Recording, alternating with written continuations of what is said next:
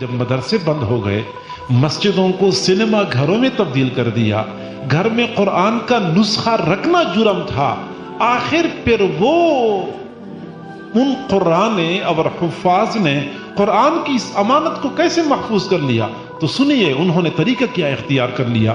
کہ مدرسے کو تو تالا لگ گیا، مسجد میں تو درس دینا ممنوع ہو گیا، لیکن قاری صاحب ٹریکٹر ڈرائیور بن گئے،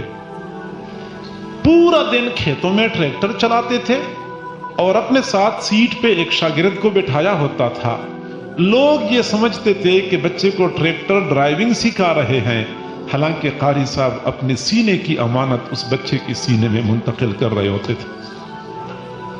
قاری صاحب درزی بن گئے، ادھر بھی شاگرد بیٹھا ہوا ہے، ادھر بھی شاگرد بیٹھا ہوا ہے، پورا دن کپڑے کی سلائی کا کام ہو رہا ہوتا تھا۔ لوگ سمجھتے تھے کہ کپڑے کی سلائی کا کام ہو رہا ہے، بچے سلائی سیکھ رہے ہیں، یہ تو فقط ایک بہانہ ہوتا تھا۔ قاری صاحب اپنے سینے کی امانت ایک ایک لفظ کی صورت میں شاگردوں کو منتقل کر رہے ہوتے تھے۔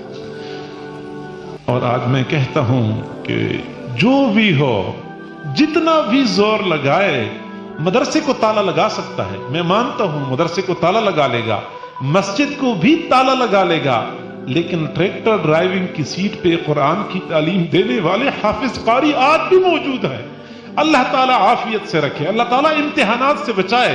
ورنہ یہ حفاظ اور قراء اور علماء جن کو آپ حقارت کی نظر سے دیکھتے ہیں، یہ آج بھی دین متین کی خاطر تمام تر قربانی دینے کے لیے تیار ہیں۔